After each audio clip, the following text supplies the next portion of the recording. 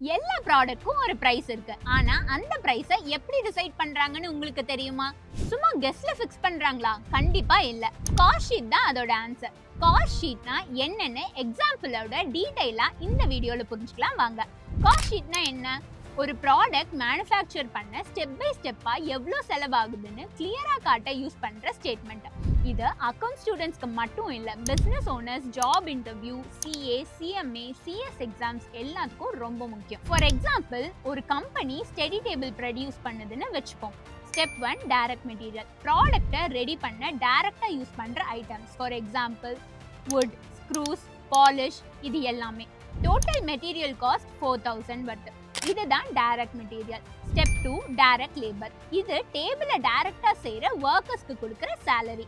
Carpenter, helper, இந்த மாதிரி இருக்கவங்களுக்கு. இதோட total labour cost 1500.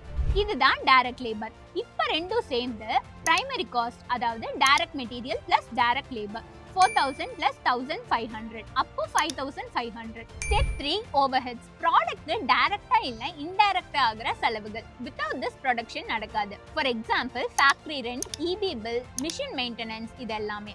Total overheads 1200 வரும். ஃபைனல் காஸ்ட் கால்குலேஷன் என்னன்னா, total cost equal to prime cost plus overheads, அதாவது 5500 பிளஸ் 1200, அப்போ 6700.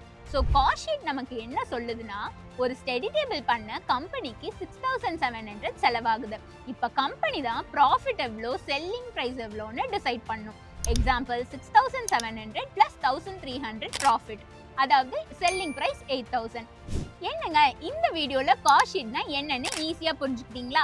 இந்த வீடியோ ஹெல்ப்ஃபுல்லா இருந்தா லைக் பண்ணுங்க, யூஸ்ஃபுல்லா இருக்க உங்க ஃப்ரெண்ட்ஸ்க்கு ஷேர் பண்ணுங்க. அண்ட் இந்த மாதிரி காமர்ஸ் அண்ட் அக்கவுண்டன்சி பத்தி ஈஸியா புரிஞ்சுக்க எங்க சேனலை சப்ஸ்கிரைப் பண்ணிக்கோங்க.